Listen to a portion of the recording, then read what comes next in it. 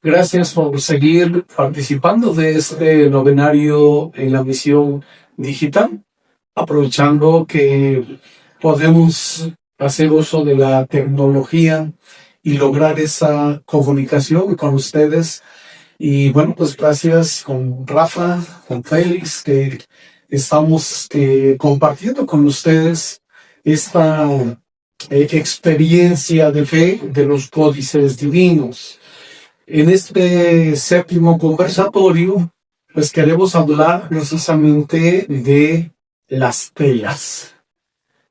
A lo largo de la historia de la humanidad se ha ido dejando esa historia escrita, empezando desde el grabado en piedra, aquellas cuevas donde se pintaban, ¿verdad?, las tribus cazando, las tablillas o los papiros, en fin, ahí es donde se marca y se escribe la historia.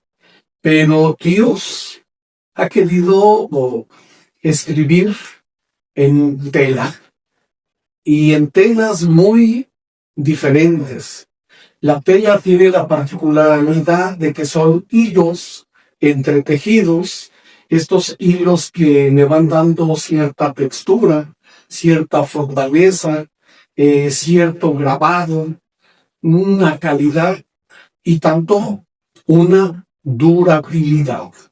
En el caso de la sábana santa, también llamada sábana de Turín, pues es un lienzo de lino. El lino es una tela hasta cierto punto de calidad. O sea, el tener una ropa de lino, pues es una ropa, pues elegante, pudiéramos decir, hasta cierto punto.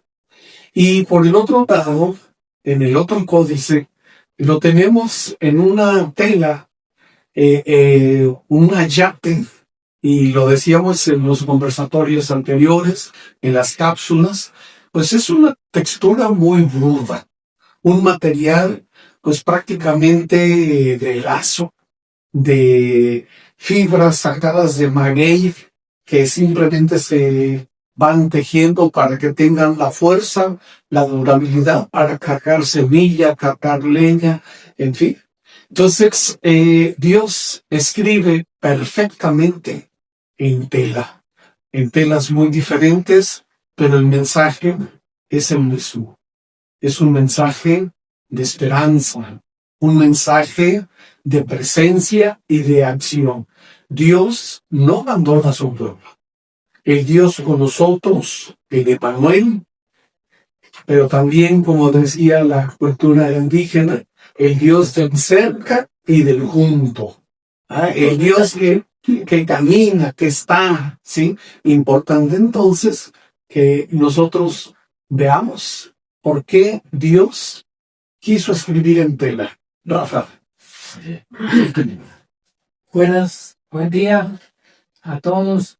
En el caso de la sábana santa de Turín, partimos de que efectivamente es una tela de lino. El lino es una tela muy resistente. Aquí nosotros en México vemos guayaberas de lino, que son las más caras. Vemos algunos trajes de lino también, que nos recomiendan no ponernos porque no lo podemos volver a planchar jamás. Y entonces, el lino es una tela muy resistente, pero además es una dentro de la tela fina que pudiéramos llamar. En el caso de las sábanas látex de Turín es una tela muy fina. Es decir, fue hecha por manos expertas, fue hecha, hablaba por ahí el video que posiblemente la importaron por ahí de Egipto o de Siria, que era donde estaban los mejores artesanos. Y es una tela que, dado pues su manufactura, era sumamente cara en su momento, sigue siendo, ¿no? Ese tipo de tela. Pero era una tela que definitivamente Jesús no tenía recursos para poderla adquirir. Jesús no era su estilo, pues, y entonces, ¿de dónde surge esa tela? Yo quisiera remontarme al Evangelio según San Juan, como a permitir dar una rápida lectura. Nos dice, después de estas cosas, José de Arimatea, que era discípulo de Jesús, aunque en secreto, por miedo a los judíos, pidió permiso a Pilato para recoger el cuerpo de Jesús. Y Pilato concedió el permiso. Entonces él vino y se llevó el cuerpo de Jesús. Y Nicodemo, el que antes había venido de noche, vino también trayendo una mezcla de mirra y aloe como de 100 libras. Entonces tomaron el cuerpo de Jesús y lo envolvieron en las telas de lino con las especies aromáticas, como es costumbre sacerdotal entre los judíos. En el lugar en donde fue crucificado había un huerto, y en el huerto un sepulcro nuevo, en el cual todavía no habían sepultado nada. Por tanto, a causa de ya de la preparación de la Pascua de los judíos, como el sepulcro estaba cerca, pusieron ahí a Jesús. Y entonces tenemos que el Evangelio nos da una reconstrucción muy minuciosa de esta circunstancia que no es común que se hablara de ello, ¿no? Y nos dice pues que José de Arimatea, que era un rabino muy reconocido de Jerusalén y que además era muy rico, él contaba con esa pieza de lino para él mismo, para cuando él muriera, y era una persona de avanzada edad, para cuando él muriera, él tenía esa tela de lino muy, muy fina. Y además tenía un sepulcro que era para él mismo también, en el que pudieron depositar a Jesús. En el caso pues de José de Arimatea, decíamos que el lino pues con el que él adquirió para sí mismo era una tela de tal finura que era la que usaban los sumos sacerdotes cuando morían. Y entonces era una tela que estaba destinada propiamente a la realeza.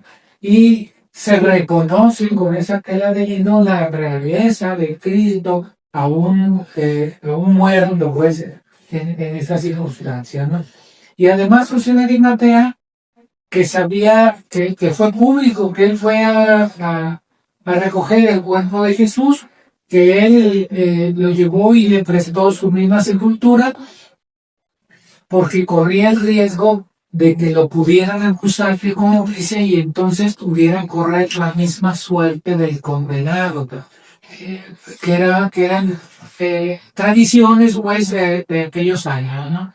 Tenemos pues esta tela de lino en la que se plasman de manera microscópica las quemaduras, pudiéramos llamarlo así, o la la radiación, pero que son huellas milimétricas con las que posteriormente se va a poder reconstruir el cuerpo de nuestro Señor Jesucristo.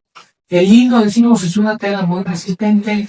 Se ha encontrado lino en Egipto, en las tumbas egipcias, en buenas condiciones, pero obviamente era un lino que estuvo resguardado de la luz, que es de las condiciones para que pueda conservarse, que no estuvo a la intemperie, sino que estaban en estas tumbas de los faraones, y ahí pues, se conservaron durante muchísimos siglos, como se ha logrado de esas tumbas poder sacar granos de maíz o de trigo que han podido dar fruto en la época de poder estar milenarios guardados, ¿no? Pero son condiciones específicas que no tuvo la Sábana Santa de Turín y que milagrosamente se siguen conservando después de todas las situaciones que me han tocado vivir. Sobre todo eso, ¿no? Que algo que ha erosionado o que erosiona mucho las telas es el sol. Simplemente o lava uno la ropa y la tiende y ya después la baja uno y ya no tiene, Ya está demorada. ya el color se va, ¿no? Entonces ya desde la misma situación y lo que hemos dicho en las cápsulas y en los conversatorios anteriores, la sábana de Turín, la sábana santa, no siempre estuvo resguardada. Ahora sí está en una temperatura, en un ambiente para mantenerla, pero eso no fue lo normal. Y además, un lienzo tan largo, tan grande, pues sí costó un buen dinero, ¿no? Y entonces, por lo tanto, esto que nos relata San Juan nos da esa certeza de que el cuerpo de Jesús fue envuelto en lino, ¿no? Como bien lo has dicho. Entonces, Dios elige telas, elige texturas, elige cómo llegar ese mensaje hacia nosotros. Felices. Claro que sí. Bueno, a diferencia de la sábana de Turín, que es de lino, el hallazgo nos marca una circunstancia completamente distinta. Primero que nada, nos está marcando con una vestimenta propia de una cultura. Sabemos que dentro de las formas culturales que normalmente tiene un pueblo y que marcan su grado de civilización, marcan también el pequeño detalle de que a qué casta o a qué medio social, por así decirlo, a qué posición económica pertenecías. Y la ñatera para los trabajadores era como los campesinos, eran los de las clases más bajas. Tanto así que, obviamente, pues estamos hablando de una tela burda que completamente les rodea, no es tampoco demanda, que no es en otras culturas, y que incluso con dibujos marcaban algún mensaje, otro tipo de mensaje, otro tipo de código, como es el caso, por ejemplo, de los zapotecas o de los negros mixtecos, de los tlapanecas en Guerrero. No, el ayate era una tela para cubrirse del frío y cargarlo. Leído, cargarse en un invierno. Y obviamente para incluso andar haciendo trabajos burdos. Entonces, nos está marcando también ese pequeño detalle de que viene entre la Virgen de Guadalupe, de los pobres entre los más pobres. Y diría Juan Diego, como la cola, soy cola. Soy cola. Soy algo de la raza. Pero obviamente esto también nos viene marcando y nos da la veracidad de lo que ya hemos venido comentando a lo largo de estos conversatorios. La Virgen se aparece en un lugar determinado, a un pueblo determinado, con un contexto y una cultura y con un grado de civilización que propiamente estaba en vías de desarrollo. ¿Por qué? Ya después de la conquista lo marcamos en día de ayer con todo el suceso histórico. Esto propiamente ya incluso lo estaban diciendo los códices quemados. Los demás no, tienes que adorar a mis dioses. Esto no desaparece en una tradición de nada de costumbres. Haz de ahí más o menos, pero vas a tener que seguir todo lo que yo te estoy diciendo. El ayaque nos marca un suceso cultural, un pueblo, es un canal que nos marca a un determinado, propiamente quién era el receptor de ese mensaje. Y obviamente, así en cada pueblo, no solamente de México, sino del mundo, se puede determinar incluso, como ya lo dijo Rafa, el himno era para la gente pudiente, era para la gente de lana. No quiera para... Y algo interesante que pudiéramos ver es que tampoco se dicen que fuera una yate, una antigua nueva, Era donde había estado él trabajando. Él tenía ya 50 y tantos años de edad, con una yate que ellos no cambiaban cada mes o cada año, ¿verdad? Era una yate tan utilizado que incluso en los estudios que se han hecho sobre la Virgen, algunas de las partes que la forman la misma Virgen son fallas del mismo ayate, son aberturas que tiene la costura que aparecen y dan forma al rostro de la Virgen. Y a diferencia de la sábana de Turín, que es un solo lienzo, acá en la tilma son dos partes unidas. Entonces eso también es diferencia.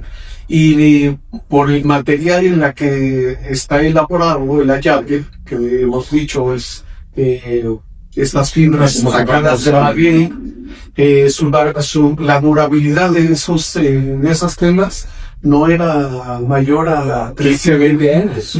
Entonces, ahorita ya estamos por celebrar 500 años del acontecimiento de la presencia de la Virgen de Guadalupe con nosotros. Una yate no puede durar tanto, ¿no? Entonces, el hecho de tener una tela en esas circunstancias, en esas situaciones, que tampoco todo el tiempo ha estado protegido como lo es la sábana santa. Ahora ya el camerín de la Virgen, así se le llama, el lugar de la Basílica de Guadalupe, la nueva, donde, pues sí, está expuesta para todos los feligreses que llegan a la Basílica de Guadalupe, pero ese camerín donde está la Virgen, bueno, ahora está en condiciones óptimas para resguardar este códice. Pero no siempre fue así. También estuvo expuesto, y lo mencionamos anteriormente, la explosión en la Basílica Antigua. También estuvo a la intemperie, como fue la Sábana Santa, ¿no? Entonces, las telas también nos dicen que tienen mucho que decir. Ajá. ¿Y qué es lo que nos dicen? Que es algo de Dios, ¿no? Que es algo muy especial lo que se ha grabado en estas dos telas. Sí, se parece nada más, para darnos un ejemplo actual, ¿no? Esa camiseta dominguera que nos ponemos luego, que usamos para dormir, ¿por qué la más nuevecita? Porque ya tiene 5 años que se usó, ¿sí? Y entonces nos la ponemos porque ya es muy cómoda. Es prácticamente la puede uno ver transparente o ya está rota, ya al cabo es nada más para dormir, pero aún siendo algodón tratado con las más modernas tecnologías, no tiene una durabilidad de 20 años, nada. Y en este caso, siendo pues fibras de maguey, pues es increíble que puedan tener estas condiciones. Y ahora, a partir de los atentados que tuvo la Virgen, con la explosión que ya platicamos, en el caso, por ejemplo, de la sábana santa de Turín, también viene, al igual que con la Virgen, un cristal blindado. En el caso de la sábana ya está en un ambiente con un gas, creo que es algo que le permite una mayor conservación, pero hay estatuillas, por ejemplo, si mal no recuerdo, la Piedad de Miguel Ángel, llegó una persona con un martillo y le pegó a la Virgen y le pegó al Cristo y la rompió, le pegó en la cara, hubo que rehacerlos. Y entonces se han tomado muchas medidas actualmente de seguridad por todas estas personas que de alguna manera le tienen una versión de la religión católica específicamente. Hemos visto recientemente casos de una persona que fue a originarse en el altar mayor, en la Basílica de San Pedro. Y entonces son estas agresiones las que han llevado también a poder buscar un mecanismo de conservación. Hay que resguardar lo que es muy, muy valioso. Y también es valiosa su participación. Gracias por todos los comentarios que nos han dado, que nos han hecho llegar, por estos conversatorios y estas cápsulas que pues hemos querido compartir con ustedes en este novenario. Entonces también es valiosa y agradecemos esta participación. Y bueno, antes de concluir este conversatorio, me gustaría pues saludar y que pudiéramos responder algunas de las interrogantes, algunas de las preguntas que quizá lo hemos dicho, pero tal quizá falta actualizar, ¿no? Entonces, primero agradecer a Juanes, y la pregunta es: ¿por qué la sábana santa la llamamos la sábana de Turín, porque está en Turín y no está en Roma. Bien. Me va a dar una oportunidad esta pregunta de hacer una precisión de algo que también en el anterior video. Luego me emociona. Cuando hablamos de la Sábana Santa, decía yo que estuvo en París. No estuvo en París, estuvo en Francia. No sé por qué tengo esa fijación que cuando hablo de Francia me voy a París específicamente. Sí, tengo una hija por allá, entonces hacia allá Monteo. Pero la Sábana Santa estuvo en Lirón, en Francia, allá por el año de 1355, y permaneció en Francia hasta 1573, en que fue trasladada a Turín a raíz de los disturbios y la situación que se vivía en Francia. Entonces, es trasladada a Turín, Italia, y en Turín, Italia ha permanecido más de 400 años. Entonces, Roma no es un lugar tampoco de conservación de este tipo de reliquias, sino que las reliquias pues van permaneciendo. Hay reliquias en Asís, hay reliquias en otras ciudades del mundo, y ahí se conservan porque son una fuente a la que podemos abrevar todos los católicos del mundo, ¿verdad? Habrá quienes a lo mejor pues, no podemos ir a algún lugar, o vamos a otro. Por ahí hay una anécdota de una persona que dice que fue a Medjugorje, y entonces en Medjugorje le decía la Virgen, pues vienes a visitarme a Medjugorje, pero eres mexicano y yo vivo en México. Entonces, esto es para que podamos nosotros acercarnos, dependiendo de dónde estemos, a las reliquias, y permanece en Turín desde hace más de 400 años, y difícilmente Roma se la quiera llevar a su ciudad, que tienen tanto que ver. Podrán vivir en Turín y la Sábana con todas las condiciones que ya tienen. Muy bien, gracias, Rafa.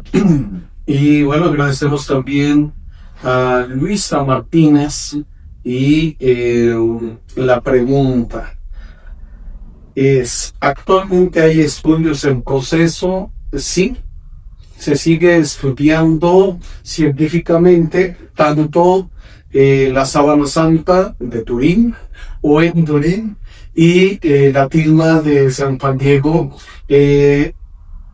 Próximamente, mañana, en el conversatorio vamos a hablar precisamente de estos estudios que se han ido realizando. Se ha dicho del estudio, en el caso de la Virgen, de este efecto de la fotografía en el ojo, el estudio químico, el estudio del carbono 14, lo mismo en la Sábana de Turín, y se siguen estudiando. Siguen estos estudios porque, como decíamos, la ciencia busca explicación, ¿no? Una respuesta, que le digan por qué ha durado tanto, por qué está esto. Entonces, no se lo pierdan. Próximo conversatorio lo vamos a dedicar un poquito más expresamente a este tema que Luisa nos hace hoy la pregunta. Y bueno, pues también agradecemos a Rosario, que nos hace la siguiente pregunta: ¿qué significado tiene que haya dejado estos códices con nosotros? Y bueno, si son códices divinos para Dios, es el que se va revelando, es decir, se va descubriendo a la humanidad. Los códices, la Sábana Santa y la tilma de San Juan Diego, la imagen de la Virgen, no es solamente un mensaje para los católicos o para los cristianos, es un mensaje para toda la humanidad. Y de hecho Dios, cuando lo dice la carta a los Hebreos, ya la hemos mencionado anteriormente, nos ha ido hablando de diferentes formas, de diferentes maneras, por medio de los patriarcas, los profetas, concretamente en el pueblo judío. los patriarcas y los profetas. Y en la plenitud de los tiempos ahora nos ha hablado por medio de su Hijo. Pero si nos referimos a la Sagrada Escritura, nos dicen que la misma creación es un mensaje de Dios para toda la humanidad. Y toda la creación es esa manifestación de la presencia y de la acción de Dios. Y de una manera especial el amor de Dios por nosotros, por el género humano, por la humanidad, porque no solamente es una criatura más, el ser humano es imagen y semejanza de Dios. Entonces también cada uno de nosotros somos un códice, ¿verdad? También nosotros somos esa imagen que habla de Dios. La otra persona es presencia de Dios para mí. Y lo que Él me dice, si yo estoy abierto a la escucha, ahí puedo también escuchar a Dios por medio de los hermanos. Entonces, qué maravilloso el que podamos descubrir esa presencia y esa acción de Dios. San Agustín, que tanto andó buscando la belleza, la verdad, y que decía, tarde que ayer, te ando buscando por muchos lados, y resulta que estás aquí conmigo, ¿no? Que estás en mí. Entonces, ¿por qué Dios quiso dejarnos estos códices? Bueno, pues hay que preguntárselo cuando lleguemos allá. Algo extraordinario es cómo Dios nos habla a través de las cosas más sencillas.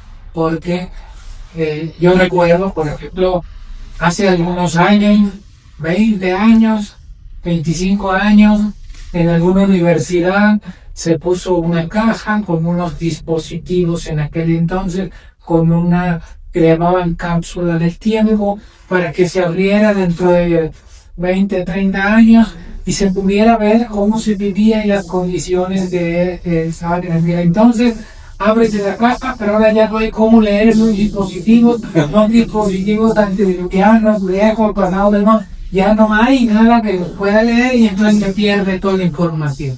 Y en el caso de las sábanas blancas de Juan Diego, tenemos un mecanismo natural, sencillo, accesible a todo el mundo a través del tiempo, de todos los tiempos. Y entonces es una forma de estar presente siempre con nosotros. Sí, y es importante reconocer a Dios en sus criaturas. Y algunas personas se maravillan de los eclipses, de estos fenómenos naturales, y no reconocen a Dios, ¿no? Qué triste. Si me permites un último comentario. Ahorita tú mismo lo decías. A veces la misma creación nos va dando una respuesta, pero no estamos preparados para leerla porque no podemos decodificarla, porque no tenemos esas herramientas necesarias. Podemos agarrar una piedra, si fuera algo más sencillo, y nos diría algo, incluso históricamente, químicamente, nos diría algo de cómo se vivió hace muchísimos siglos, hace millones de años. Hoy, de acuerdo a la tecnología, nos abre nuevos canales y nos da nuevas respuestas. Un códice sigue dándonos nuevos mensajes, porque tenemos nuevas herramientas para tratar de encontrar esa respuesta. Esa respuesta que desgraciadamente no es la que planteamos en un principio, sino que viene siendo un mensaje en línea. Muy bien, pues muchas gracias, Félix, gracias, Rafa. Gracias a ustedes que continúan este novenario, estos conversatorios, estas cápsulas. Les recordamos suscribirse a los canales de Sembradores, este movimiento laico, y también a Claret TV, que es el canal con el cual los misioneros claretianos queremos que sea un medio de evangelización. Suscribirse, darle like, compartir, porque esto nos ayuda a la evangelización. Y pues, nos preparamos para el siguiente conversatorio. Que Dios les bendiga.